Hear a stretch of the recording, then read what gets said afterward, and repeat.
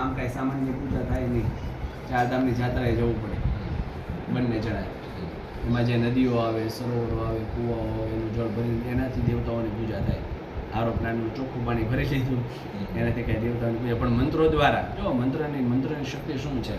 મંત્રો દ્વારા, મુદ્રાઓ દ્વારા એ તત્ત દેવતાઓ જ્યાં જ્યાં સૂર્યના કિરણો પડે છે એ સૂર્ય મુદ્રા બતાવી અને એ કિરણોના દેવતાઓને પ્રાર્થના કરવાની કે તીર્થના દેવતાઓનું તમે કળશની અંદર આહવાન કરો અને એનાથી દેવતાઓની પૂજા થશે.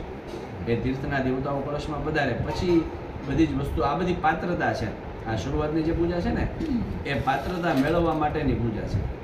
એક વખત પાત્રતા મળી જાય ને પછી તમે સાધ્ય સુધી પહોંચી શકો. ક્વોલિફિકેશન જે કહે ને, એક પ્રકારનું ક્વોલિફિકેશન જોઈએ, એ આ ક્વોલિફિકેશન છે. આ બધી પ્રક્રિયાઓ સાધન શુદ્ધિની પ્રક્રિયાઓ. શાસ્ત્રની ભાષામાં કહીએ તો સાધન શુદ્ધ હોય ને તો સાધ્ય સુધી પહોંચી શકાય. જેને સાધન શુદ્ધિ જ નથી, આસનની ખબર નથી કે આસન ઉપર કેમ બેસી શકાય, કયા આસનમાં બેસાય, સુખાસનમાં બેસાય કે પદ્માસનમાં બેસાય, એ જ ખબર નથી, તો એ લોકો સાધ્ય સુધી પહોંચવાની કોઈ સંભાવનાઓ જ નથી.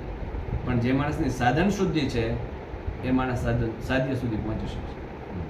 એટલે જળના દેવતાને પ્રાર્થના કરીએ અને જળના મુખ્ય દેવતા વરુણ ભગવાન, એ વરુણ ભગવાનને પ્રાર્થના કરીએ કે આપ અમારા ઘરની અંદર બધી જ વસ્તુ પવિત્ર કરનારા બનો.